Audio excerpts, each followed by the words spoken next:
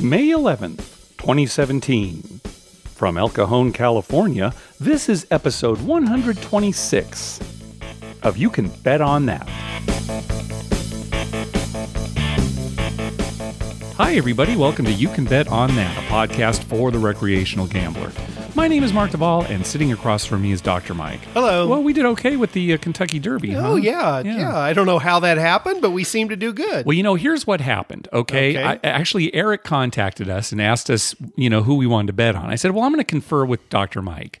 So I asked you, and you said, well, whatever. You just let me pick. Right. So I hadn't studied it at all, so I really had no idea. So since I picked, see, when you pick things, they always lose. You've got that reputation, right? So I actually picked Always Dreaming, and that's where we had most of our money on, and so we did okay. It's funny, we actually didn't hit any of our exotic bets, so like a trifecta or anything like that. But we did that was like our anchor horse, Always Dreaming. So we did okay on that. Did we bet on Always Dreaming in previous races? Yes. I know we did. And I know there was a couple other horses in that race that we made money on in previous races. That's right. We've been betting on all the Kentucky Derby prep races leading up to this. And that was actually the reason that I picked him, was because we had won on a previous race with him. Right. So, yeah, that was definitely it. We did put a little bit of money on Classic Empire, because Dr. Taylor and Al from San Diego picked him. Right. They were like guaranteeing that was going to win. Well, so I thought, we actually won money on him before too. I believe, yes, on other right, races, right. So. But unfortunately, he didn't finish the money in the Kentucky Derby, so we put a little hedge on him just in case. Well, the rain might have had a little bit to do with that. Could have had something to do with filled. it. Mm-hmm. Yeah, that's the thing. And Irish War Cry has some pedigree for mudding. Yes, so some people were thinking, he's going to do well in the mud, right? But so I was even thinking, we got no money on that. They always say that about mudders. Oh, this horse likes the mud and they do well in bad weather. I don't know about that. Well, sure. I mean, maybe there's a little bit of truth to that, but when it's muddy, like anything can happen. Well, right? I agree, but I think there's more than a little bit of truth to it. I don't. Seriously, I've always thought that, because let's say you're in second and some mud flies up and hits your face, the horse's face or eye or something. That's got to throw them off, right? Well, sure. I mean, even if you like the mud, you getting mud in your eye. Well, maybe that's what they like, a mud in their eye. I mean, right? I know when I'm at a craps table and all of a sudden there's mud in my eye. You don't do as well. No, I can't make any hard way bets. Yeah, I'm not a mudder. You're not a mudder. I need good weather at the craps table. All I'm saying is, I would hardly say you're a horse racing expert. Oh, well, yeah. So I'll agree with that. All right. Well, I'll leave this to the experts. But I'm just saying that, in my opinion, I just can't see how that makes that big a difference. Okay. All right. Send your emails. I'll read them, but I'm going to forward them directly to Dr. Mike. All right. So on our last episode, we talked about how I had been playing at a Pai Gow poker table with our friend Mary, and the dealer set his hand to a straight with like a king up top. And I called attention to it and said, hey, I think you're supposed to play a flush, knowing that was not actually the right move, but it was probably the house way. Yeah. Right? And I only mentioned it to the dealer after he had started to collect bets, or at least after he had set his hand. So the guy to our left, he just assumed he had lost. Right. He saw what the dealer said it to, and he walked away. You just wanted to screw him like, oh, yeah, after he leaves, I'll... Well, as it turns out, he would have pushed. Right? He did push. He did push. And so we were wondering, well, what happens to his money? And Mario, our friend Mario, was pit that night. And so we ran into him last week. We said, hey, Mario, remember that guy? Did he get his money back? And Mario said, oh, yeah, we got his money back. Mario was telling us how, this is exactly what you were saying, Mike. Right. The guy had his card, was playing with his player's card, and they're able to actually put notes, on the computer assigned to his account, like, he walked due away $40 or whatever on money. And so they were able to get his money back. Yeah, so what Mario said, when he clocked in later at another table, when they put his card in it, they saw the note and they gave him the whatever money it was. Yeah, that's great. Yeah, that's great. I mean, that's wonderful that a casino does that. Exactly, yes. Right, because as far as the guy's concerned, he doesn't lost. know. Yeah. So, I mean, if they never said anything to him, he'd be, he wouldn't think anything of it or bear any ill will to the casino. Right. But think about it afterwards. If that was me, I would have been, oh, wow, thanks. It's like, wow, it's like found money. Yeah, I'm always coming to this casino. Well, it's good news, and it's another reason why, always use your Players Club card when you can. Sure. Because maybe something like that'll happen. Right. Even at a, say, a casino you don't frequent. But I bet you they might go as far as to like send you a letter if, you know. Maybe a letter, yeah. I don't think they'd send you a check or anything. No. They would probably wait until you came back to the casino. I think that's what would happen. But after a time, they might send a letter saying, hey, you know, last time you were here, you left $40. We owe it to you. Yeah, maybe. Come and get it. During some kind of audit or something. And, right. Yeah. Because they keep pretty accurate records if you've signed up for the Players Club. I mean, you've given your address, your birth date. Yep. They've got a lot of info on you. Yeah, they do. Okay. Okay, well, a little news here. So Deadline.com is reporting that TNT has bought a new TV show called The Collector. And I'm just going to read from their article here. The Collector is the redemptive journey of a man who has to work as an indentured collections expert for an agency specializing in gambling debts in order to pay off his own debts. An indentured servant. And I thought they were extinct. No, it's when it comes to gambling, they're still out there. Okay. Yeah. So the show was written by Mark Cullen, who was the co-creator of the show Lucky, which was a sitcom about a gambler in Las Vegas that ran back in 2003. Did you ever see this show? I never saw that. Yeah, it was kind of obscure. It was on FX, but it only ran for one season. I thought it was pretty good. Sherry and I watched it, and it was kind of funny. Yeah. So no word on when The Collector will premiere, but hopefully it'll hit the airwaves before too long. Back in, I guess it was October, not last year, but the year before, like October 2015, we mentioned that a drama was being developed for NBC called Casino, but I couldn't find anything new about it. Yeah, it probably died. It's probably dead, yeah. Anyway, watch for The Collector on TNT. So listener Chris tweeted us, do you think tipping the dealer will help your rating? And I tweeted back and said, well, it depends. Right. And maybe we'll talk about it on the show. Yeah, I don't, it's interesting. I want to say, yes, it does in some way help. It certainly doesn't hurt. Sure, it doesn't hurt. So, I mean, it's not like they're going to give you a worse rating because you tipped. Right. But it might help a little. I mean, in certain situations. I'm thinking it's going to help if you're a regular at the casino. Right. If you're just in Vegas for the weekend and you're tipping, I don't think it's really going to matter. No. Because the pit boss doesn't really know you. And, does he always tip like this? And do you just win some money at the baccarat table and he's over here now? Even if he does tip, maybe there's a pit who doesn't matter to him. Right. They absolutely will not change your rating based on how you tip, which really, ethically, they shouldn't. But in reality, I think if you're a regular, it may help. I think if you're a regular, it definitely would help. Because number one, you're tipping. And number two, if you're a regular and they know you and they're kind of friendly to you, they might give you a little better rating than they would. There's not a lot of leeway in that. No, right. And it's not like they can just, they don't want to get caught, favoring somebody. But no, they can't put down you're making $100 bets and you're making dollar bets. Yeah, I think your answer is the best is that it doesn't hurt.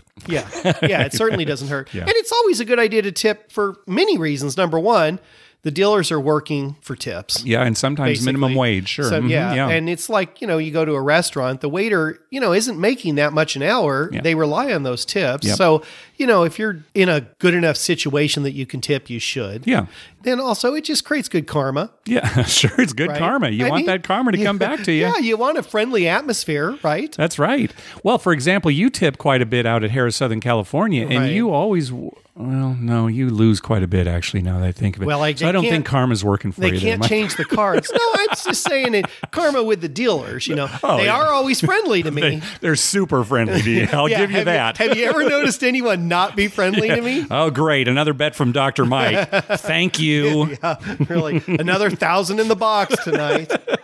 It is funny because some nights, I'll hit like a hard. Oh yeah, if you're on the hard way for them, like $25 or $50, and they'll easily drop over $1,000 for the night. I know, and I'm watching him thinking, why don't you send a little of that my way? You're good podcast buddy. I try to. Hey, thanks to everyone who's been clicking through our Amazon link.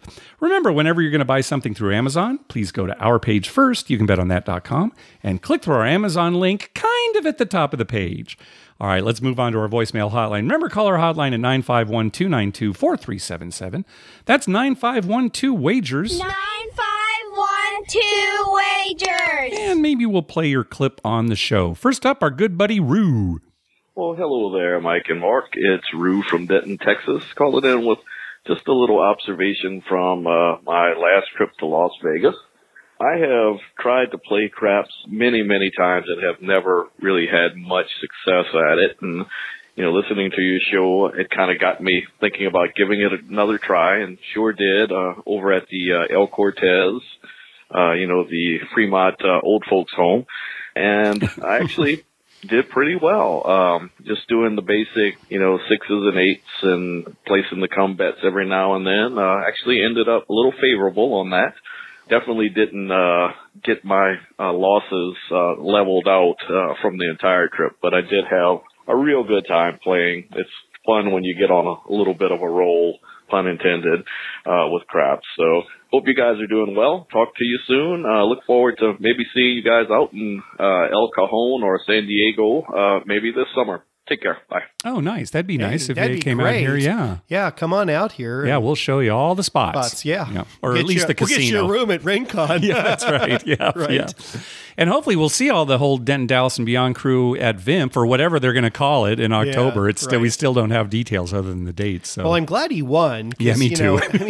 Seriously, if you're not a real craps player, a real regular craps player, and you go and you just don't have good luck, it's like, do you want to go back? Right. Oh, and it can go terribly. We've said many times about our friend Bill. We've tried to get him to play, and every time he sits down. Every time. And he's always anxious to do it. Yeah. But then every time he tries it, it's like, it's just awful. Oh my doesn't God, win Bill, a single this bet. Is terrible. Yeah. All right, let's hear from Marty. The first part of his call got cut off from some reason, but let's hear what he has to say. Southern California, just giving you a quick trip update on Reno. I get up there a couple times a year, usually for concerts of some kind. This last weekend I was up and I saw Kiss at the Grand Sierra Resort. And first time I've actually ever been in that property. A couple of things I noticed. So 3 craps tables, $10 all day long, 3, 4, 5 times odds, really a good crew. The casino itself is gigantic. It's got to be 80,000 square feet. And just great crew, lots of restaurants. I would give it as good as any strip casino in Vegas. One thing that was kind of interesting is on the tables, the dice tables, $10 to $1,000 for bets, 3, 4, 5 times odds, and they actually have it spelled out in writing. First time I've ever seen this. Maximum payout $7,000 per number, which I guess if you bet 1,000 on the 4 and 10, and you buy it and 3,000 in odds, it'd be a $7,000 payout. So anyway, interesting to see that. Just arrived in London, England, and I'm going to head over to the Hippodrome, which is a casino here that also has dice. So I will give you a call back on Friday or Saturday to let you know how that goes. London's got a bunch of casinos, all right around the Piccadilly Circus area.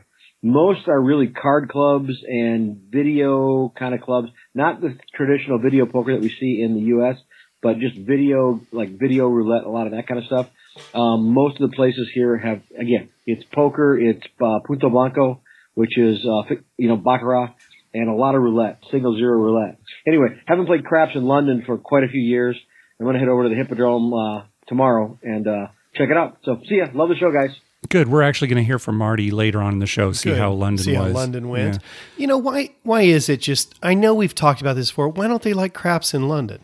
Well, it's just, again, it's not that they don't like it. It's just that it's sort of, why don't we like soccer? Yeah. Right? I mean, it's part of the culture. There are enough people in this country that like soccer. Well, I know. And it's not the majority. You would think, though, every casino there would have one craps table. Yeah, it goes back to just being kind of an American thing, and especially servicemen, during the war and playing for whatever reason. Craps. Yeah, that kind of thing. And it just caught on. So, but they're on our side. Yeah. Shouldn't they let's be like those Yanks? Hey, I know we got plenty of listeners in the UK that love craps. So yeah, I know we do have some. And I'm going to go there someday. I mean, I've been to the airport, I guess, in Heathrow, but I haven't actually been to London. Oh, really? It was just a layover? Just a layover. Really? So you've never been? Never actually. I'd like to go and just go into one of those casinos. Oh, yeah. Now, he was talking about Reno. Have you ever been to the Grand Sierra? It used to be the MGM Grand. So when it opened in the 70s, it was MGM Grand. Yeah. When you I used might to have go, been there. I just don't remember. It's like 3 miles on the outside of town. Did you usually? No, you usually guys just went to downtown. Okay, yeah. All right. Well, it sounds nice. Yeah, it sounds nice. So it's had a lot of names. Yeah, a lot of names. Yeah, it opened up as MGM Grand, and then it was Bally's Grand for a while, or Bally's Reno, I should say. And then it was a Reno Hilton, and now it's a Grand Sierra Resort. So wow, it's changed ownership a lot. Yeah. Yeah, it's on the outskirts. I don't know that I've been there. I can't say that I've been there. Probably not. All right. Well, let's hear from Adam. Hey, guys. This is Adam from Denver, Colorado, calling again. Just Couple things. I know you guys have talked kind of occasionally about where you want to go outside of Vegas for your next gambling trip. Not sure if you've ever thought about Black Hawk, Colorado. It's about 40 minutes outside of Denver, so pretty easy to get to. And there's a stretch there where there's about a quarter mile. There's about 10 casinos all lined up together, so you can pretty easily casino hop. So several of them are quite large, each with 3 or 4 craps tables, and full odds craps. Well, at least 3, 4, 5. Some have more than that. Really, the only limitation is the max individual bet is $100. That's the state law. But other than that, it's all real craps. So I just thought I'd point that out there. Also, one that really a story of a crap table I was at recently. I was rolling and I won a couple points, and then I could tell the guy next to me had been drinking. He wasn't too obnoxious, but anyway, I could tell he'd been drinking. And then he gets the dice. He'd already been warned once about using profanity from the pit boss, and he gets the dice, and, well, for one thing, he had kind of an annoyingly long routine where he would shake the dice for literally probably 30 to 45 seconds before he rolled. That's way too long. And then finally roll them. And he was warned once from the pit boss about that he needed to roll quicker, but then he continued to do it for his next couple rolls. He was actually doing pretty well, ironically. But then he started kind of talking smart to this pit boss, like, "Oh, you tell me when to roll. You tell me when to roll." And then he said something else. I don't remember exactly what he said, but the pit boss then just told him, like, "All right, guys, take all his bets down," and actually kicked him out of the casino in the middle of his roll. Which, even though his roll procedure was a little annoying because it took so long, I thought it was kind of a quick hook. Didn't really seem to get much warning. So I just thought I'd relay that and kind of wonder if you guys had any crazy stories about people getting kicked off craps tables, or more specifically, a guy in the middle of his own roll where he had a decent amount of money on the table get kicked out. I mean, my hunch is that it was kind of just the tip boss may have had a rough day and was just done with dealing with crap, but anyway, love the show and keep up the good work. All right. First off, Mike, let me ask you about this Colorado $100 limit. Do you think you'd be able to play craps or any game in Colorado and be limited to $100? Yeah. And I imagine that applies to odds as well. Yeah, I'll tell you what. When he was talking about this, I was thinking, God, Colorado, and 10 casinos, he said, you know, that'd be great, right? I mean, you could move from casino to casino. And Colorado, I've never been there, but, you know, I've driven through it. I'm sure you have too. Yeah, I've driven through it. Yeah. It's beautiful, right? The countryside's beautiful. I mean, that'd be a great place. You could go to Denver and then go over there. Yeah. But $100 limit. It's one of those things where the legislature thinks they're being smart for some reason. You know, if we limit it to $100, that's really going to cut down on crime or, you know, money laundering or who knows. That's ridiculous. Maybe to a certain extent, but yeah, it's what they're... I'd be really surprised if it cut down on crime. Yeah. The thing is $100 on a craps table. So you got a $90 6, $90 8. And that's it. And that's it. And it can hit 14 times and you're stuck at $90. Yeah. Yeah, that would be rough. That would probably drive you crazy. I'd be sitting there thinking, I'd already be up to 3,000. What is the deal here? You know, be my luck, right? Yeah. We'd go and some guy'd roll 14 sixes in his roll. Well, if we ever eventually are over there for some reason, football game or who knows what, we definitely check it out. Would go. For sure. Yeah. And, I'd play, but that is kind of low. 500.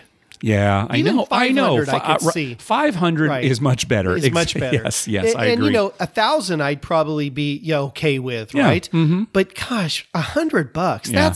That's not very much money in today's world. Well, it's certainly like you said, not a craps table. If you got on a hot roll, and the most you can have out there's 100. Yeah, that'd be I mean, well, I guess you wouldn't lose a lot either, right? That's true. Yeah, right? It's helping the gambler. It's helping the customer. Mm-hmm.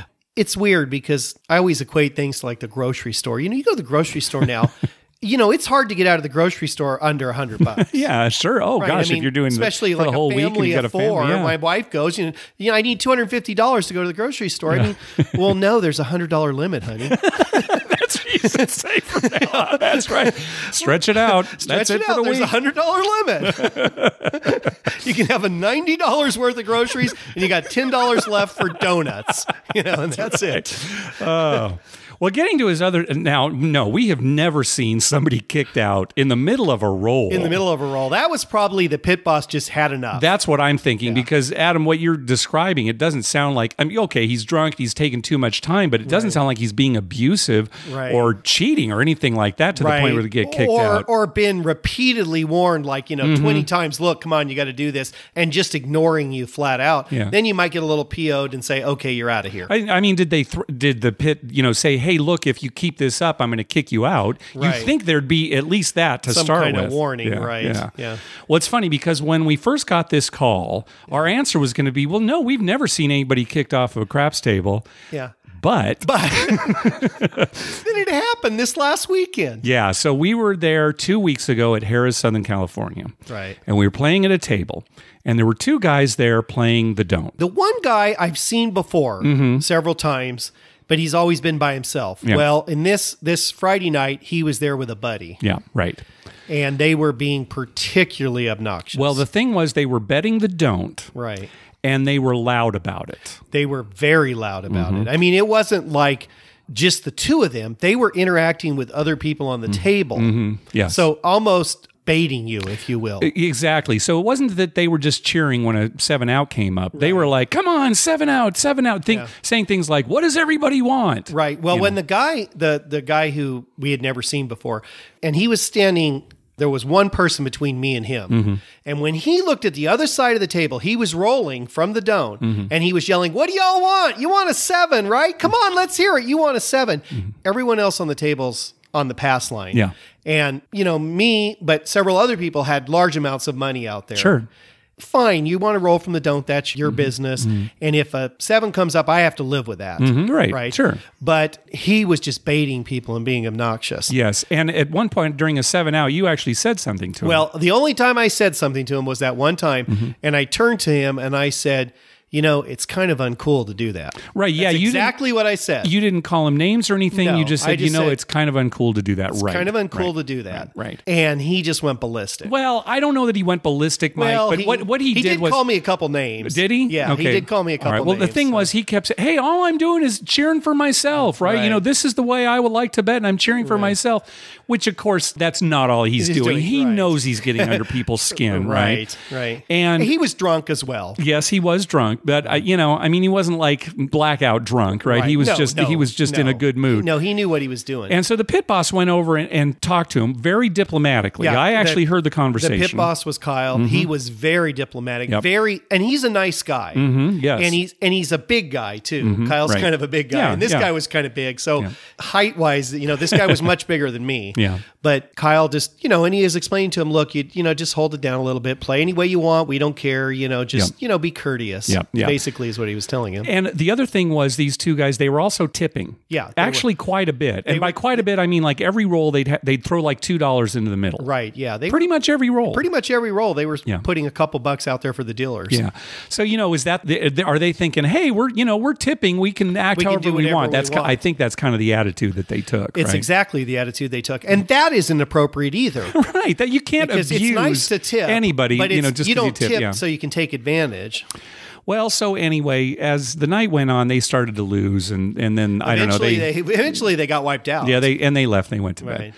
So apparently, the next night, because they were staying over. They were staying over. So we weren't here for this, but the next week, all the dealers and all the pit bosses were so anxious to tell us this story. Now, oh, Mike and Mark, guess what happened? Well, apparently, these guys were back, and they were still being obnoxious. Right. And the pit who was working at the time is Lizzie, great pit boss. She's terrific. A very nice person. Right. And so they're being their same obnoxious selves. And, they're whooping it up. And at one point, and Lizzie's in there kind of doing her work, Right. At one point, one of them says to her, hey, smile. Right. Now, when a really obnoxious guy tells a woman who, maybe they don't know, and maybe a woman who's working, when they say, hey, smile, the woman doesn't think, yeah, you know what? I really should smile. I really should be. Yeah. No, what she's thinking is you. Right? Right. And so apparently, I don't know if Lizzie smiled or whatever, but she went on about her work. Right. And they were kind of trying to flirt with her on Friday night. Okay. They kept telling her, they started it on Friday, telling her, smile, come on, smile. Yeah, and she's not just having any of it. And she was just going about her business. Right. So then I guess it continued on Saturday night. Yeah. And from what we heard, she had enough and she told him, look, just play your game and relax or something. And then when she turned around, evidently they called her an inappropriate name. Yeah, they called her a and we beeped that out because this is a family-friendly show, but it was the B word. Right. And so she turned around, that's it, you're out. Yeah, that's it, you're out. She just called security and they threw him out. And kicked him out. And from what we understood, they didn't just get kicked out that night. They're 86th. Right. They're banned. They can't come back. She told me that when that casino originally opened, at first they would just kick people out for the night. And then it was like, the weekend, and then it was a week. And eventually it got to the point where when they kick someone out now, it's it, you're gone. If someone sees you and recognizes you again, they get security and you're out of there. Yeah.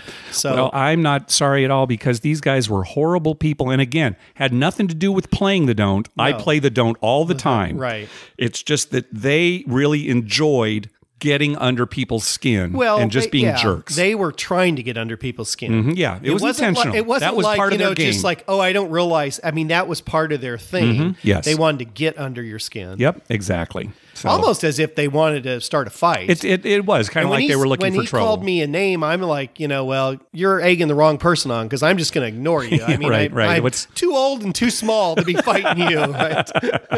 Yeah. So anyway, there's our story of at least somebody getting kicked out. Maybe not in the middle. I don't know if it was in the middle of their roll. I doubt it. But they were gone. I'm sure they took all the bets down and they were out of there. So, all right. Next call. Hey, gentlemen, Walter here from Aloha, Oregon, and I just wanted to call and first of all say thank you for letting me rediscover my love of the game of craps. I have so much fun playing it. I don't know why I left it for so long. I just wanted to tell you about a trip I just took to Reno where I could do absolutely no wrong. I started by hitting a progressive video poker jackpot, which mercifully was $14 short of taxable, which is always nice. And then I proceeded to rack up a craps win of $1,200. I could literally do no wrong. My craps strategy was to start with $5 single odds and building it as the numbers are made. And there was a lot of up and down before a really hot shooter came up, and I got up to 3 times and 4 times and 5 times odds and really started cleaning up. Did the same thing when the dice came to me. Started over at singles, started building up 3 times, 4 times, 5 times, and really hit a nice long roll and started cleaning up. Only making a pass line bet and 2 come bets. At one time, I had 3 come bets up, and then I let one of those come down. I just kept it at the 2. Yeah, so I like worked that. Really well. I tipped the dealers very nicely, and they were very helpful. One time there was an error where they took my come bet on 7 out when I should have had the come bet paid because it was on the come line. And that was an error on their part, but they corrected it right away. No quibbles. It was only a $5 bet. And then there was another one later, and remember, I'd been tipping, and the dealer had left my 3 come bets on the numbers on a 7 come out. And I looked at the dealer, and I looked down at my numbers, and I looked back at the dealer, and he just kind of gave me a wink, and off we went. So I think he had made the mistake, but wasn't going to correct the mistake because I had been tipping nicely. That's my guess. And those numbers continued to hit, and I continued to make money, and I continued to tip. So great trip, fun trip. Thanks again for rediscovering craps for me, and keep up the good work on the show. I'll talk to you later. Bye. Yeah, it pays to tip. Yep. I love those calls. I mean, I love a call like that when some guy somebody wins, wins and he's happy about playing craps. Yes, I know. Because we have such fun at it. I know, yeah. And it's such a social game. It's like we were talking about those guys getting kicked out, right? Yeah. When you're all together at the table and everyone's winning, there's nothing better. Yeah, it's fantastic. Right? Yeah, and really even when you're all losing, there's some kind of camaraderie among. Can you believe that? Commiserating, yeah, sure. We're commiserating about how bad the rolls were. Yeah. And when there's a jerk on the table, it kind of throws the mood off. And you have the right attitude because you always just leave. That's you true. immediately leave when somebody's. I don't want to have. You don't want to have anything to do with that. Yeah. I'm stubborn. I'm like, I'm going to stick it out. But we actually have some more calls kind of about that. How hey, craps, yes, craps. Well, it's interesting because now when you tip, obviously dealers aren't going to cheat for you. No. But we've seen this before with dealers that we know where maybe they forgot to collect a bet, but since the dice are out, it's like, oh yeah, never mind. It doesn't matter. Right. But as something we've said in the past too, easily the most common mistake dealers make at the craps table is not collecting losing come bets when there's a 7 on the come out roll. Right. Well, especially if there's other bets. Other bets that distract them. Them Yes, from that. absolutely. And that happens a lot. It does happen a lot. Yep. You know, the one thing that I think that the dealers do for us, I think you'll agree with this, the most. This happens the most. If for some reason, like I forget to take odds, Yes. or sometimes I've not taken full odds, they will immediately call the pit over and said, oh, Mike was a quarter short on his odds, or, Mike forgot to put his odds. Can we pay him? Yep. And they always do. They They always always pay say, me yep, go ahead. like they were there. They right? say, yeah, go ahead and put the bet out there. And if it had been a 7 out, they would just take my line bet and not say a word. I agree. I love that. I remember when that happened to me once at Luxor. This is like 20 years ago, Right. where they didn't know me at all. Right. But they had seen the way I'd been playing. Odds every time. It's like, they look and the pit says, yep, go ahead, pay him. And all they request is that you put the bet down so the eye in the sky can see. It's a perfect way to run a business. Absolutely. You keep the customer happy, especially in gambling, especially us. They know we're going to be there next week and Yep, we're going to put the money they're making down. money off us. Yeah. They're going to make money off us, so they keep us happy. Yep. And because we tip them and we're friendly and everything, you get that kind of thing. If you're not so friendly or not tipping, they probably just pay your line bet, say, oh, sorry, you missed it. So another advantage to tipping, even though, like we said, they're probably not going to deliberately, do something wrong, but they may look the other way if something was missed, something like happen, that. Right. All right, let's hear from Robin over at Anytime Gambling. He's got a few questions for us. Hi, Mark and Dr. Mike. This is Robin from Anytime Gambling. I had 3 questions that came up to my thoughts while I was listening to old podcasts of You Can Bet on That, seeing that I'm all caught up. So here's my question. Question number 1 was, this was in response to your last podcast. You had said that you were getting a lot of mailers and offers from the Penn National Casino that you have out there. So question number 1 is, do you know if at Penn National or at any of the other casinos that you frequent, if when you take advantage of using your points, going to a restaurant, getting a giveaway, and then don't gamble on that day, do they all consider it a non-gambling day and is, from that point on, a 0 theoretical day? Out here in Connecticut, Mohegan Sun does that anytime you use your card. So I could bring my wife out on Mother's Day, and it would count as a no gambling day, simply because I'm using the points that I have earned. So that's my first question. Do the casinos out there in California do that also? Robin, we have no idea. We have no idea. We've been told different things. It depends on who you ask. Right. And nobody never really get a clear answer on that. So we don't know. And what Robin's talking about is if you go out and you don't play, but that counts as a gambling day, that's $0 spent on that day, and it messes up your average daily, theoretically, your ADT, which a lot of casinos use to decide how much you're going to get in comps or whatever. Right, free play or whatever. Yes. Yeah, believe me, I would love to know the answer to that because a lot of times on Sundays at Harrah's Rincon, I'll drive up there with my daughters. We go to church and then we drive up to Harrah's Rincon. Of course. Yeah, of course. And, we have a buffet. Yeah. Because the kids love the buffet. Sure. And I get some free play on Sundays. So we eat our buffet and then my wife and daughters are having dessert. I run and I get my free play. I play my free play, which is their money. Yeah, and you're certainly not risking the same amount of money that you would on a typical Friday night. Oh, no, not even close. So I play my free play, and then I go back and eat some more dessert with them, and then we leave. Yeah. And I've always wondered, how bad is that screwing me up? Yeah. Is it worth it? Or Yeah. not? I mean, I'd still go because my kids love the buffet. Of course, you're thinking about your kids. Yeah, they want the dessert. I'm thinking about my free play. Oh, okay. Anyway, we do that quite often. Yeah. And it's a good deal for us, but I don't know how much that screws me up. We have no idea, and when we've tried to find out, we get different answers, and so who knows? Only the guy in the IT department is going to tell us for sure. I mean, the only way you'd know for sure is if you saw a decrease maybe in your comps. But even then, it could be anything. No, you'd have to be, I think, really in the depths of the whole machinations going on behind the scenes. Right. So there isn't any depth to it. It's probably just like, we have no idea. Yeah, nobody knows. All right, back to Robin. Second question.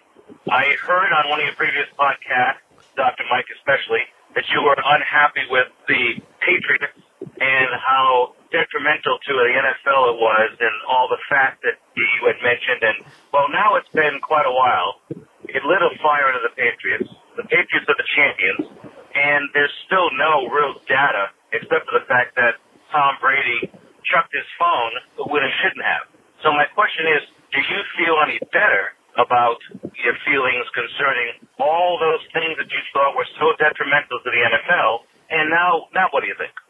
All right, Mike, why don't you handle this? Keeping in mind, Robin's probably a big Patriots fan living up in New England. I don't know if you want to be diplomatic or not or whatever. But well, no, I'm going to say this right off the bat. I'm not a Patriots fan. No.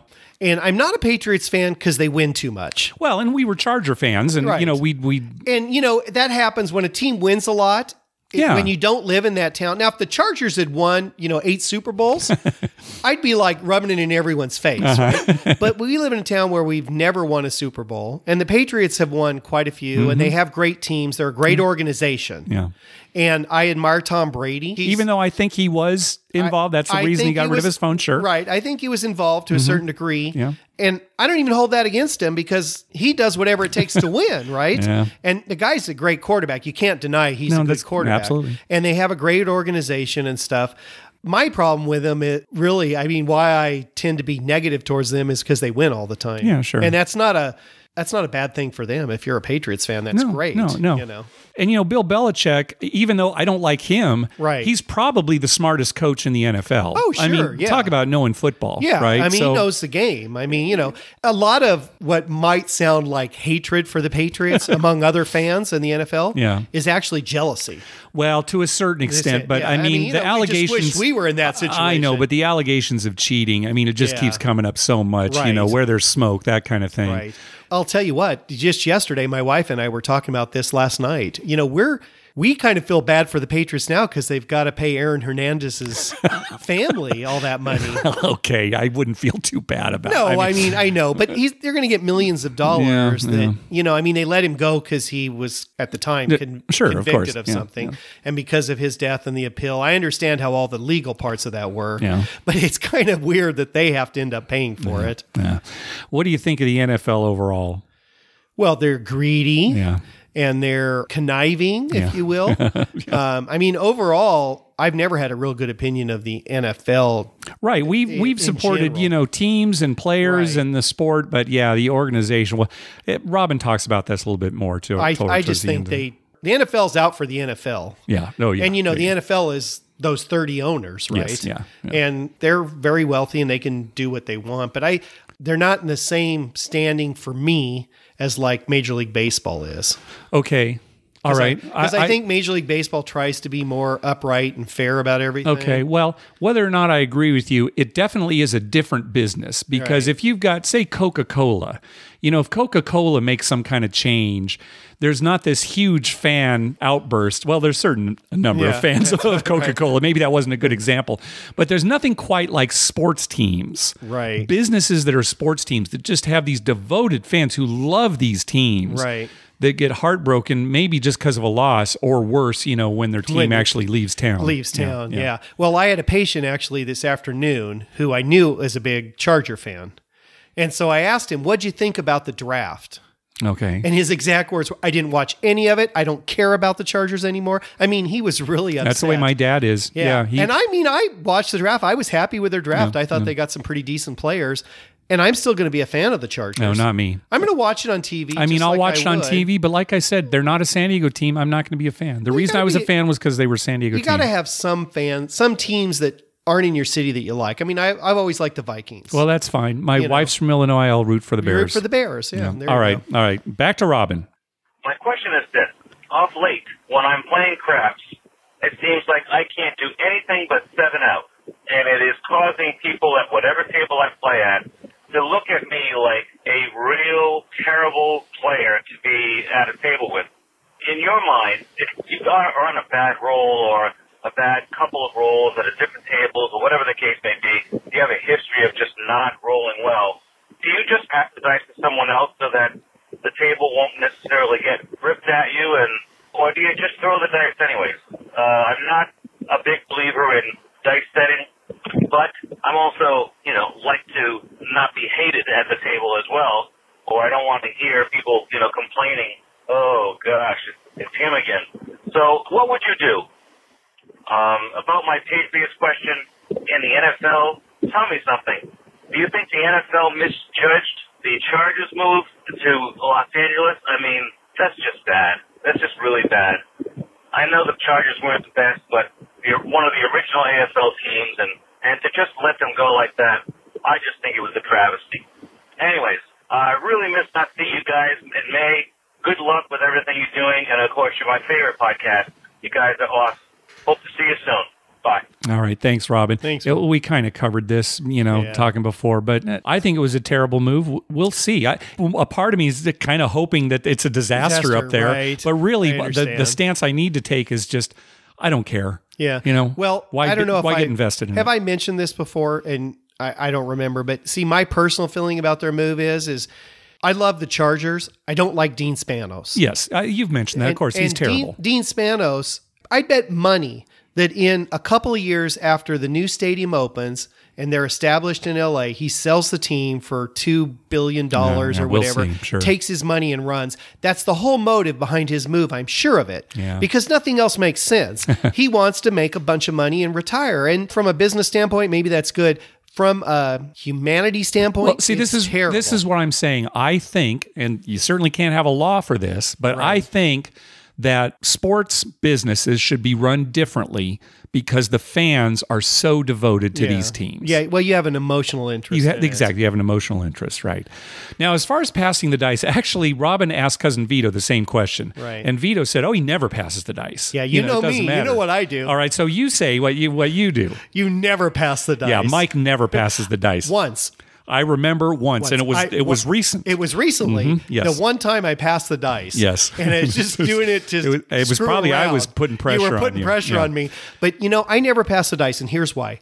If you're the person who's never sevened out, right? You've never had a 7 out, then I bow down to you. Yeah. But everyone else I know has had a 7 out. And sometimes it's on the second roll, right? And sometimes it's on the 30th roll. Yeah. But we've all been there. We've all done that.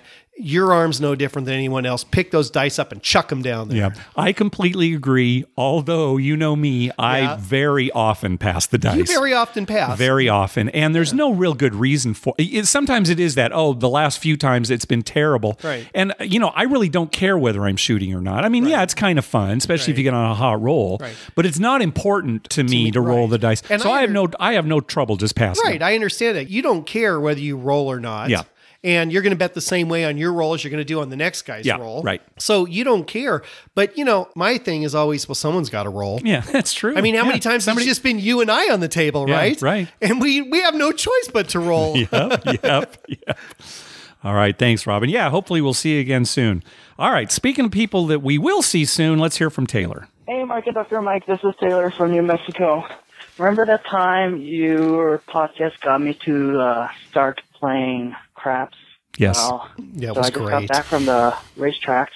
So I saw your take on Kentucky Derby about 5 hours before the race started, and then I tweeted my pick, which was just the Classic Empire, I just picked the winner of the Arkansas Derby because I lived in Arkansas. And then I just go to the track 2 hours away, so I was driving, and Tara was giving me the picks. Apparently Tara's mom worked for Bob Baffert back in late 70s, so her family kind of knows the horse racing lingos. So she picked 6 horses, so I crossed each of them, and of the 6, first and the second were coming from her. The first pick was also your pick, so that worked out really well. So I made some money on the horse racing, but I played some craps while I was waiting at a casino.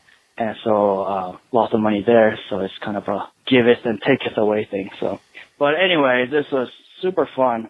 I probably won't do horse betting all the time, but, for Kentucky Derby and the other Triple Crown races, maybe that seems like a viable option now. Anyway, thank you for your, podcast, and I'll see you guys in 3 weeks. Bye.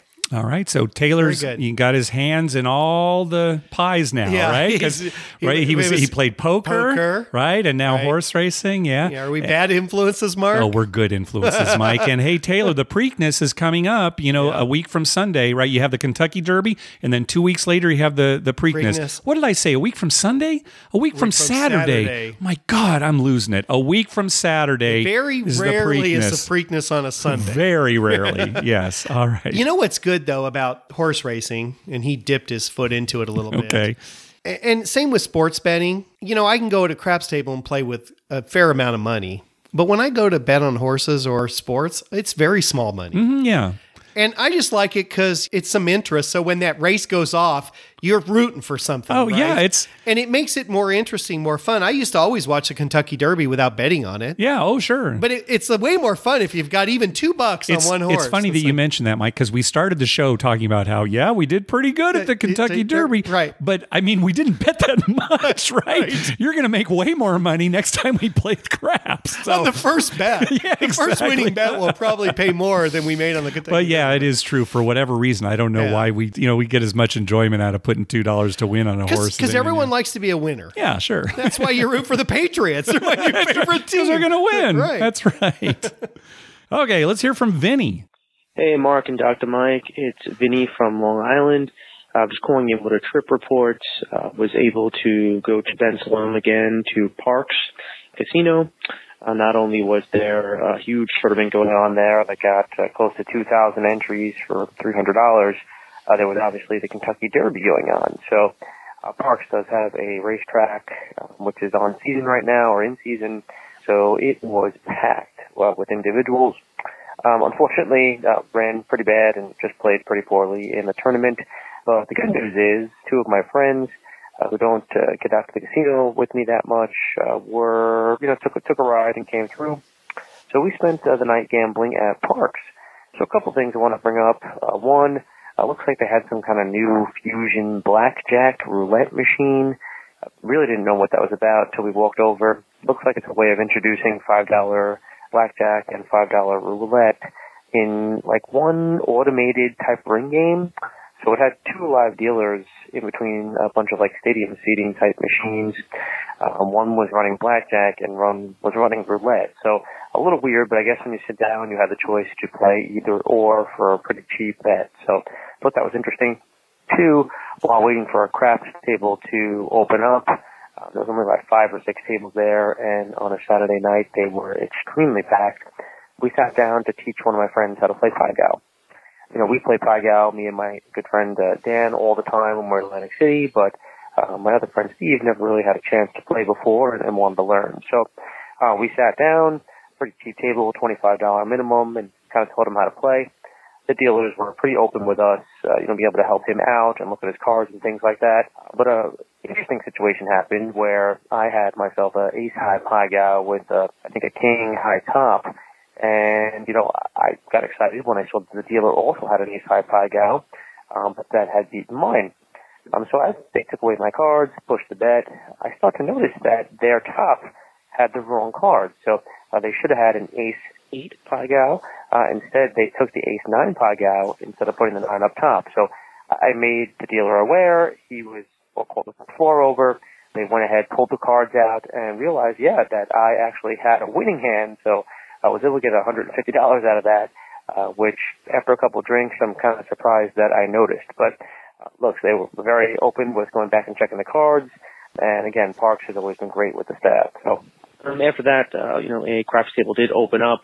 It was a $25 table, which is, pretty high for us, but we wanted to take a shot or two. Took my Pai Gow winnings over there, and before my friends even got there and they were still cashing out, I probably lost about $300.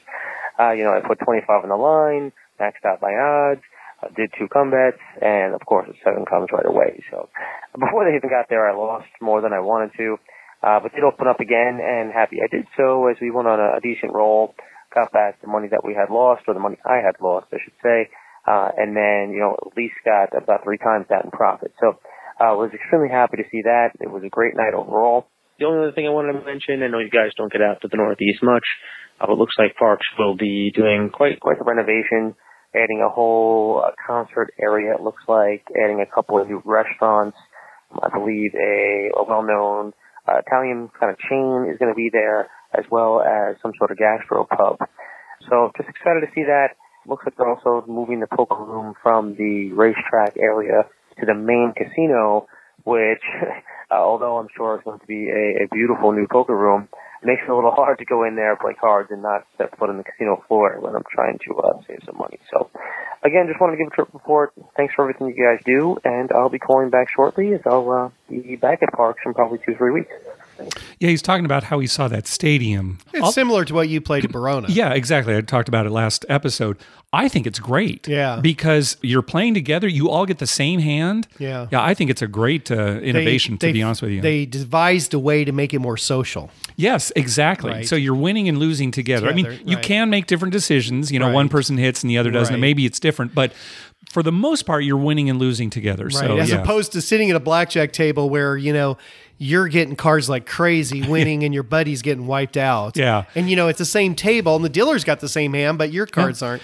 This way, you kind of win and lose together, which is nice. And, you know, when it comes to the side bets, and again, these side bets, we don't necessarily recommend them because they have high house advantages. But if everybody's making a side bet, some bet that, you know, depends on like the cards that you're dealt and the dealer's up card, well, you're all going to win at the same time. So suddenly everybody at the stadium seat is like, woo! Yeah, and that's another thing, right? Because you see that at like a Pai Gow table where, you know, somebody played the bonus bet and won. Yeah, right. But other people didn't. Yeah, maybe they got an envy, but that was about it, right? Yeah. So anyway, the Pai Gow poker story, I thought that was pretty interesting. Yes. Now, I'm glad that he caught that. It also, I want to emphasize, always turn over your hand. Right. Now, it didn't really matter so much in Vinny's case because the dealer had actually misplayed his hand. Right. But, you know, see it a lot where people just fold their hand. I just lost. And they fold their hand. I always recommend, especially in a game like that where you're not really giving away information. It's not like it's poker, right? Real poker. Flip it over because maybe you miss something, especially if you've had a few drinks. Right. You know, maybe you missed something, right? Maybe you had a straight that you accidentally broke up. And I've seen casinos say, oh, you know, you didn't see, you misplayed your hand here. We'll reset it for you. Even at our home game, Mike, I say to everybody, flip over your cards, right? Because this is not the World Series of Poker. You're not, you know, hiding information that can be used against. Hey, even last night, we were playing Omaha high-low, and I turned over my hand. I said, oh, I have the nut low. And the guy I was playing against, he had like 2 pair. And then as we're starting to split up the chips, everybody's looking down. Oh, Mark, you've got a straight. I hadn't seen it. I was so fixated on low. Right. That happens a lot in split pot games. You get fixated on one way. And so by flipping over my hand, you know, I was able to scoop the pot. So, yeah. Well, you know, 2 things. When he was talking, I thought, number one, he's teaching his buddy how to play Pai Gow. Yeah. You think Pai Gow's easy to learn? I think so. If you already know poker hands, that's really the key. As long as you don't have to think twice. If you're an experienced poker player, it's not that bad. If you're not an experienced poker player, you know, maybe you're one of those people just, I go to the casino once a year, and you sit down. I think it's kind of rough. Maybe, but let's say all you've done is play video poker. Yeah. You understand the rankings of the hands, and that's all you need to know. It's things like his example, right, where you have an ace high. And, you know, sometimes, so let's say you have ace, king, jack. Well, your thing would be, do I put ace, king below and jack on? No, you put the king up, you have ace, jack behind. Yeah, that little nuances. That is true. For novices, that is one of the trickier things is when you have nothing, when you have a Pai Gow hand and no pair or anything. Sometimes it's very obvious. You got a pair of tens. But once you've done it a few times, like, of course. You want to make the low hand as high as possible. If you play poker, I think my dad's always intimidated by Pai Gow because he thinks he'll screw up. Yeah, I don't know. He knows poker hands. He knows poker. He plays 3-card poker, which is not exactly the same, but he knows the ranks. He knows poker. He could sit and play. I don't know. You think it'd be too slow for him? Well, yeah, it's probably too slow for him. We'd have to sit down with him first to do it. But I think a lot of it is he's just afraid of screwing up. It's the same problem people have with craps. Like they're afraid they're going to screw up. Yeah. And you're not going to, especially in Pai Gow, because almost everywhere you go, they'll set the hand for you. Well, you can always give the hand to the dealer and they'll set it for you. Yeah, that's right. The other thing I was thinking when he was talking is about the fact that he went to a $25 table. Oh, Yeah, and you can lose so fast. Oh, yeah, sure. I mean, if you have 25 on the line with 125 odds and you put $160 inside, You know, and you had a quarter on all the hard ways and it's 7 out, it's $500. Yeah, well, that's like I said on the last episode. If I'm at a $25 table, because that's where you like to play, I play 6 and 8 for 30 each, and that's it. Yeah. Just wait. Right. You know, and hope for the best. Yeah, right. Yep. We've talked about that before, but you have to adjust the way you play. You can play at a $25 table. Yep. You just got to adjust the way you play a little. All right, let's continue the Craps Love Fest with Eric. Hey, Mark and Dr. Mike. This is Eric from Indianapolis. Quick trip report from Vegas last week. I was there for work, and I played craps at the D, Golden Gate, Downtown Grand, and Excalibur. And it was hot outside, but the dice were so cold, I almost put them in my drink. But I had a great time, regardless. I wanted to thank you, too, for your podcast, because over the past year and a half or so, I've grown to really love craps. And I was one of those people that you talk about a lot who was initially intimidated to walk up to a table. But over the course of several podcasts, you spelled out exactly how to do it and the etiquette and all that kind of thing that goes along with it. And it really made me more comfortable to go up, and now I'll hit everyone I walk past. So just want to thank you for the podcast. Nice, huh? That's great. Yeah, that's exactly what we were saying. I know, exactly. I love that. Yep. I love hearing people who get as excited as we do. I know. Well, there's more. Let's hear from Joe. One quick thing before we go on to the next one. Indy 500 is coming up, right? He's from Indianapolis. Yeah, that's right. Well, it's actually going to be when we're in Vegas. When we're in there. So we should bet on that. All right, let's do that. Let's make a bet. We've never bet on the Indianapolis 500. I've never bet on car racing at all. Yeah. Now, I'm going to look into it. I follow NASCAR pretty well. Yeah. Oh, do you? Yeah, I really? do. Oh, we watch it every weekend. I didn't know. Yeah. I mean, usually I'm flipping. How did I not know that? Usually I'm flipping between we're Jimmy Johnson fans. Oh, well, yeah. That's right. He's a local boy. Yeah. and Lynn's relatives know him. They went to school with him, some of them. Okay. So they have a personal interest in it. Yeah. But yeah, we watch NASCAR every weekend, but I've never bet on the Indy 500. All right. Yeah, let's do it. And I mean, I was a huge, back in the day, I loved Buddy Baker. He was Cale Yarborough. Wow. I loved all those guys. I used to watch it when I was a kid. I was fascinated by it. So we're going to do that. Okay. We're going to bet on the Indianapolis 500. As soon as we get there, let's do that. Because it's probably, gosh, I hope we actually get there before it starts. We'll talk off mic. Yeah. We'll see when we get there. So, all right, now Joe. Hi, Mark and Dr. Mike. This is Joe calling from Los Angeles. I just got back from a trip to Vegas and thought I'd give you guys a quick trip report. On my way there, I did pass the Baker thermometer. Great sight to see. I think I tweeted you guys a picture, so thanks for liking that. But anyway, we stayed at the Link, and it's the first time I'd ever tried playing craps at a table, which was great. I've been to Vegas a few times before, but I've always just done the shoot-to-win dice machine. And the table experience is much better. I did play the shoot to win a few times when I wanted to kind of discreetly play the don't, so I didn't upset the other players, but not nearly the same experience as playing at a table. I started out Casino Royale because they had the $5 minimum bet, which was great for my small bankroll. Played about an hour there and came up $10 on top, so not too bad.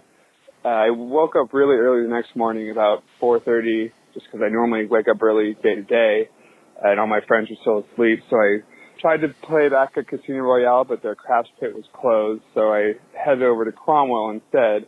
Since I'm going to pay $10 a hand for a roll, I might as well be at the best place to play on the strip. So I played there. I was there for about 2 hours.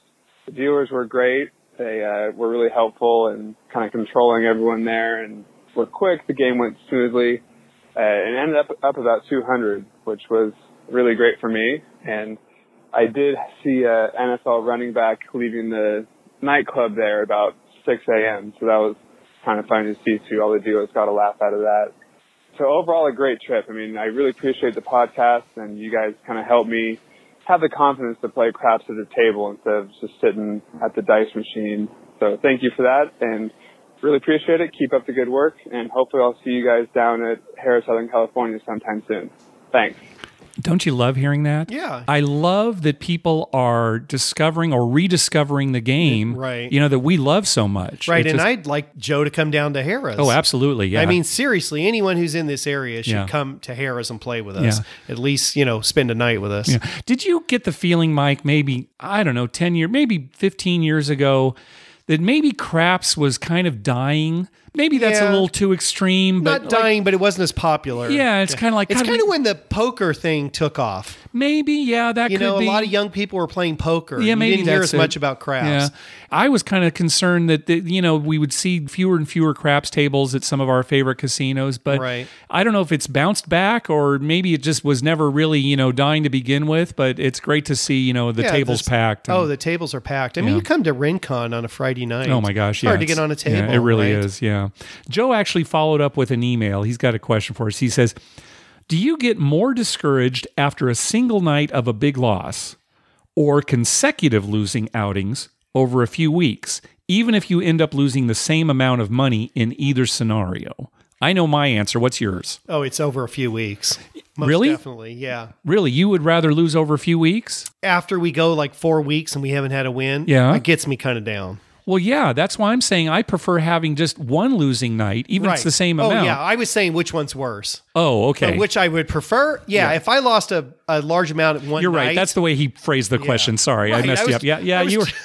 I was trying to interpret the question. No, you're right. I agree. Losing over, several weeks is worse than just losing it all on one night, even if it's the same amount. Because when you lose on one night, when you go back the next week, you're like, oh, we had a bad week last week, but we'll get it back this week. Yeah, right. When it's been like 4 weeks and on the 5th week, you're going back, you're thinking, oh, crap, I'm going to get hammered again. Yeah. I mean, it just kind of gets to you. Yeah, So, good. yeah, I definitely don't like the long losing streaks. Yeah, me too. All right, we're on the same page. I got to say one more thing about Joe's call. There are 3 kinds of gamblers. Yes, sir. There's the guy that stays up until like 5 a.m. Okay. Gets kind of drunk or tipsy and then makes it up to the room at 5 a.m., All right. sleeps till 1 or 2, gets up and goes and gambles. Okay, that's the one. first. Okay. Then there's the guy that quits at like midnight or 11, goes to bed and gets up at 4. Okay. 4:30 and gets down there when the tables are empty, so he can get more action Yeah, in. all right. That's number 2. Okay. And then there's my dad, who just Who never goes to sleep. Yeah, who never goes to sleep. It just stays up all night, and then at 3 p.m. the next day he's still up. That's right. On the 3rd day he might go to bed. Maybe. Right. Maybe he'll eat something. Yeah, maybe he'll Yeah, eat yeah. something. All right. I'm not really hungry, and no, I don't have to go to the bathroom. Deal the cards. All right. So you're number 2. I'm number 2. And some of it could be your age. Yeah, a lot of it's my age now, but I've always been an early riser. Okay. So I like to get up early. Well, I definitely like to do that too. Get up early when there aren't as many people around. You can have some fast games. But I will stay late. Oh, absolutely. Sure. Right now, around 2, I'm beat. Yeah. I can't stay up till 4:30. Yeah, no. Because I get up at 4:30. All right. So let's find out how Marty did in London. Hey, Mark and Dr. Mike, Marty from Northern California calling you live from London, England. Just got done spending a few days here for business and went and saw the Klitschko AJ fight last night. 90,000 of my closest friends at Wembley Stadium. Great time. I'm calling about casinos in London. I went out and shot some dice the other night at a place called the Hippodrome Casino. It's about 2 or 3 blocks from Piccadilly Circus. So if you're staying in central London along Piccadilly, there's about 4 casinos all right in a row. The one that I like the best is something called the Hippodrome. They've got 4 levels of casino action, lots of different games. Most of the games that you'd see in Vegas, roulette, blackjack, 3-card poker, baccarat, casino war. They talk about electronic games. They're kind of pseudo slot machines, no video poker, and dice. In fact, it's not called craps here, it's called dice. 2 dice tables in the basement. They actually have an area which is kind of like a party pit in the basement of the building called Lola's, where they've got dancers in bird cages dancing around. So it's kind of like a party pit. Interesting dice game. So 5 to 1,000 pounds are the limits, except on the 6 and 8 where you can go to 1,200 pounds. The payoffs are very interesting here. Like a hard 6 and a hard 8 pay you 9.5 to 1. And a 4 and 10 hard pay 7.5 to 1.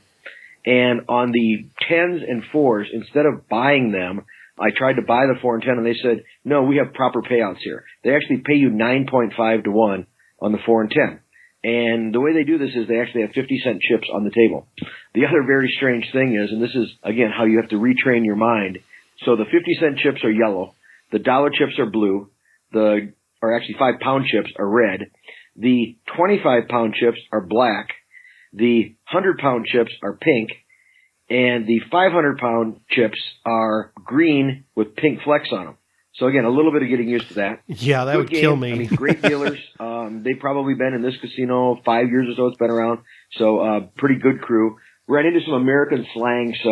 So I had a $15 4 that hit, and I said, take me to a quarter. And the guy looks at me and says, pardon me, sir. And I said, yeah, take me to a quarter. And he says, I'm not understanding what you're asking me. So they don't actually have a quarter of a pound here, I guess. And I said, a quarter of a pound? And he says, only at McDonald's. Anyway, so getting the slang down is a little bit different. But anyway, other than that, everything else is fairly much the same game as you play anywhere else in the world. The only other kind of quirky thing is you never throw the chips to the stick man. I did that at first, and he said, "No, please, sir, all of the bets come to me."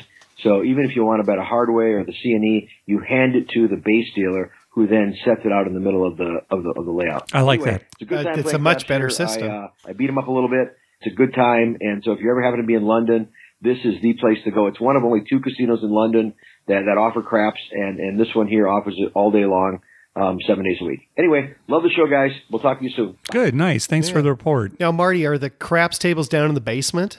Yeah, that's what he said. Yeah, they are in the basement, right? That's what Christopher, my brother, said too. Yeah, in the basement. I just love that, let's hide the craps. Yeah, exactly. It's like, this is the illegal this gambling down here. Area downstairs there. Yeah. Well, in Australia, now I lived in Australia for a while, they have 20-cent pieces. Mm-hmm. So 5 20-cent pieces make $1. There's no quarters. No, yeah. So if I said take it to a quarter, they'd be, yeah, they have no idea what a quarter is. Yeah. What is London? Do you know? In Britain, Great Britain, what are the denominations? How do they break up a pound? Oh, a pound is basically their pennies. They call them pence. Okay. So a singular in Great Britain is a penny, but the plural is pence. So there are 100 pence in a pound. Yeah, they have 50 pence as far as the or? pieces, I don't know what the coins are, but I imagine they have something similar. Yeah, they don't have quarters. Probably like 20 pence or something. It's strange, isn't it? Because we have $20 bills, but then we have 25 cent. I've always pieces. said that. Why don't they have $25 bills? Yeah, and 4 of them is 100. Right, just keep it easy. Well, I've got an interesting story related to the Hippodrome. Now, last year, listener Jack, who lives in the UK, sent us some information on a promotion that the Hippodrome was offering called Super Odds Chips.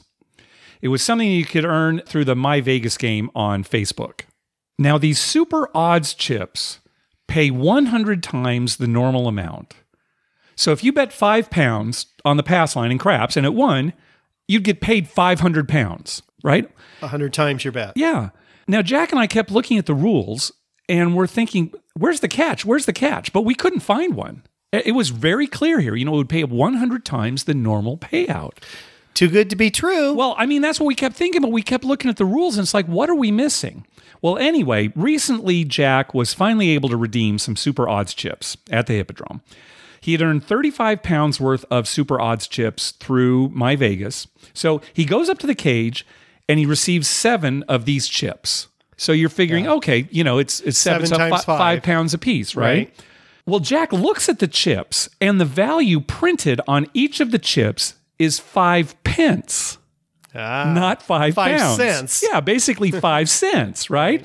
So yeah, if he were to make an even money wager with one of these chips, it would pay 100 times 5 pence, which is £5. Is that why they call them 5 pound chips? I think that's the deceptive thing is they were saying, this Super Odds chip, £5, but the value on it is 5 pence. So what they're telling you is you can win £5. That you can win £5. And you're thinking you're betting £5 and you're going to get 500. So that's the deception. There's no, they could have just said, you're going to get, 7 5-pound chips that you can just play. Right. But instead they make up, it's ridiculous. Yeah. That is so deceptive. It's marketing. It's sort of silly. It's ridiculous. It's hilarious. Jeez. So when he turned it in and realized he's got 35 cents. Yeah, that's right. And he can't. 35 he can't cents. Yeah, so the best, I don't know if they stay out there till they lose. But, it's still a good deal. Well, sure. It's 35 pounds that you can win. Right, but yeah. Right. All right. Mike, do you like bad beat stories? Oh, I love a good bad beat. All right. Well, let's hear from Sean about the first time he went to the horse track. Hey, Mark and Dr. Mike. This is Sean from North Texas. Thought I'd call in with a short story. The other day when we were tweeting about the Kentucky Derby and what it costs to make a bet on a box trifecta. I had posted, it was $24 when it was actually $12. Mark quickly tweeted back, saying, I think it's 12. I was like, yeah, you're right. It is 12. I made a mistake. I sometimes get a little confused and overheated at the track. Yeah, so just to talk about what we were talking about, Right. we were tweeting about it. He had said, "Oh yeah, just make a $2 trifecta box on these 3 horses. It'd be $24." And I came back and said, "Well, wait, it's 6 bets, isn't it? Yeah. It should be $12." So a trifecta, what a trifecta is you have to pick the top 3 horses in order. Right. Right. All the possible combinations if you box it. Well, all the possible permutations. Permutations. Yeah. I shouldn't say combinations. Yeah, permutations. But yes, if you want to have, so you don't care what order it comes in, you have to Right. make 6 bets, Right. and because there are 6 different permutations Right. for that combination of 3 3 times horses. 2 times 1. Right. So $2, that would be a $12 bet. So that's all we were talking about. Right. When I tweeted back to him, I also said I have a kind of a funny story, sad story about it. About 15 years ago, I was like 25 years old, young guy, never hardly went to the casino, didn't bet, wanted to bet. There was nowhere to go around here anyways because you had to go all the way to Louisiana. But we did have the local horse track here in Dallas, outside of Dallas, Lone Star Park. For my brother's birthday, he was a couple years younger than me. It was me, him, my wife, his wife, my parents, and my grandparents, or my grandmother. And I've never bet on horses before, didn't know anything about it, but I do listen to the sports station here in town. And one of the guys there, is into handicapping horses at Lone Star Park. And he's the one that does the mock Kentucky Derby every year on the radio. Anyways, one of the things he said was you could actually handicap by looking at stuff from the day before. And we were going on a Sunday. So I go and get the Sunday paper and I look at stuff from the day before. And one thing I noticed was one jockey, he was on a winning horse or was on a horse that at least showed 8 out of the 12 races. So I looked at Sundays because I got the Sunday paper, so it had Saturday and then it had the Sunday races. Looked on there and I saw a few things, but I was on a very limited budget. I might have had $50 to $75 for all 10 to 12 races. So I picked the very last race, noticed that this jockey was riding a horse that was like 15 to 1. So comes to the last race of the day. I've already lost every other race I've bet on. There's a few exactas, maybe one trifecta, $1 trifecta or something like that. So I saving my money for that last one. I make 3 total bets. I do a $2 box trifecta with that horse in it and 2 of the favorites.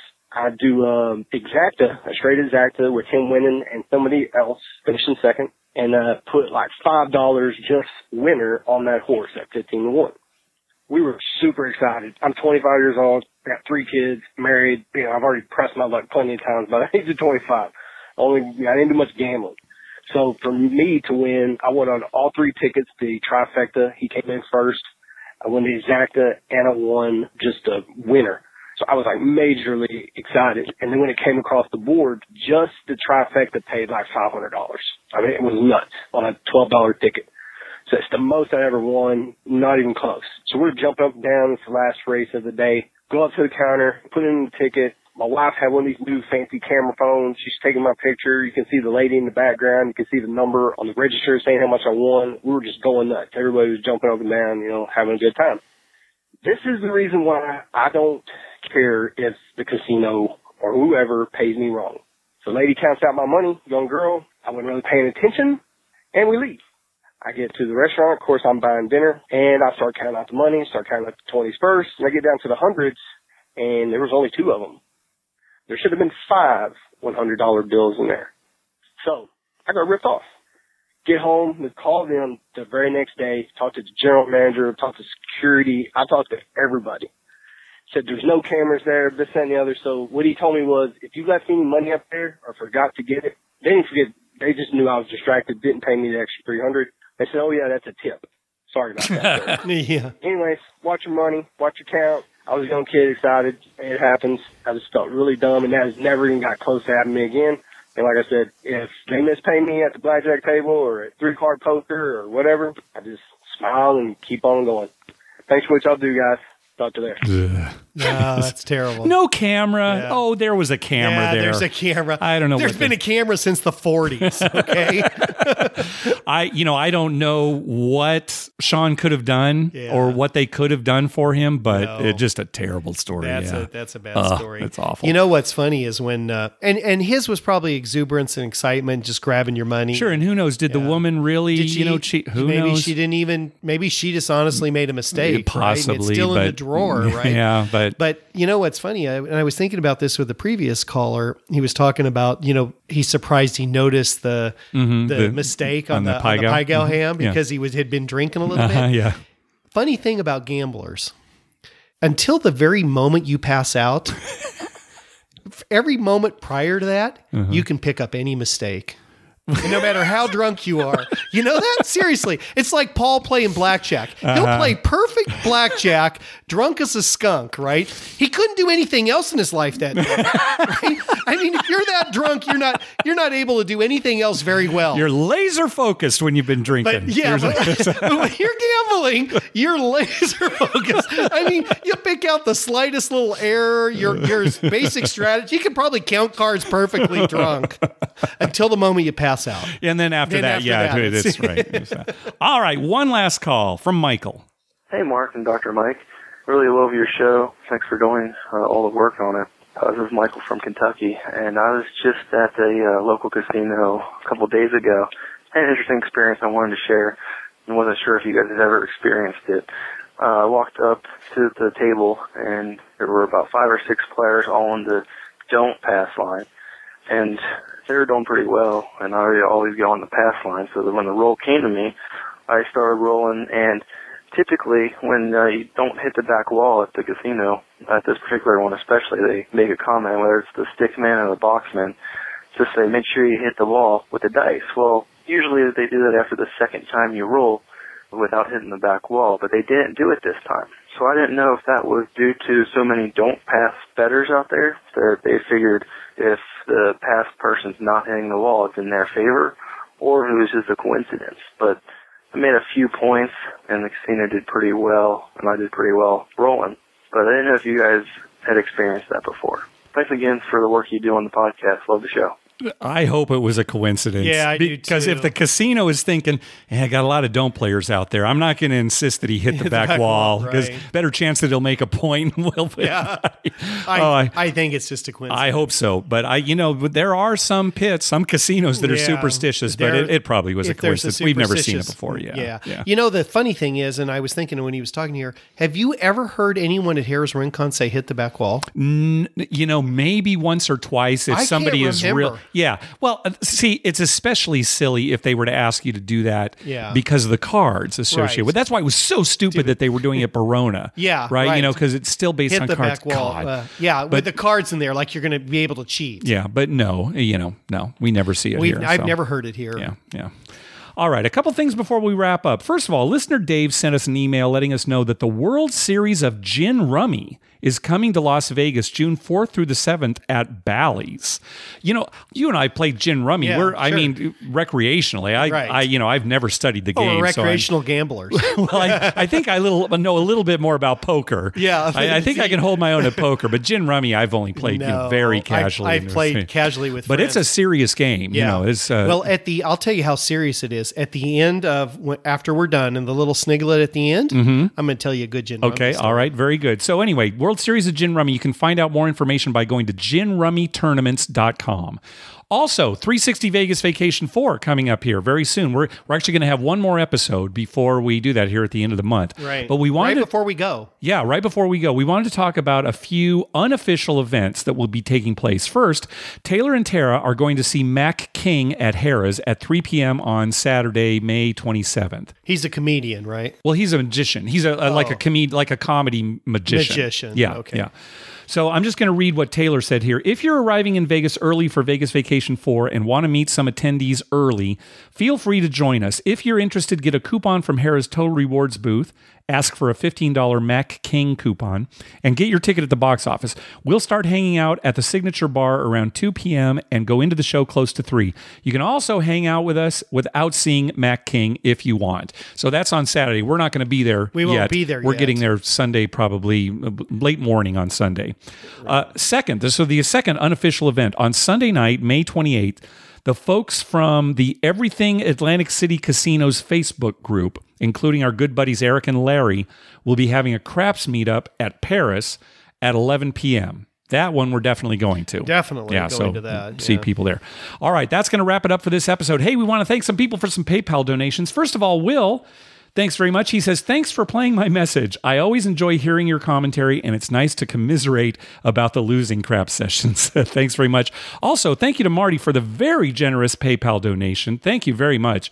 He says, love the show, guys. The 2 weeks between shows seems like forever. Man, I really admire podcasters who can do it once a week. Yeah, it's... Because I don't... Well, I mean, you put a ton of work into it. Yeah, I think my stress level it'd be more than double. It'd go up exponentially. Right. But I'd be the same.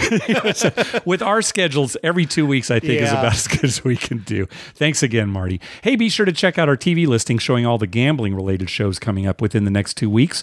We update those listings every Wednesday using a customized program to search through all the raw American TV data. Just go to our webpage, youcanbetonthat.com, and click on the link at the top that says TV listings. And you know what?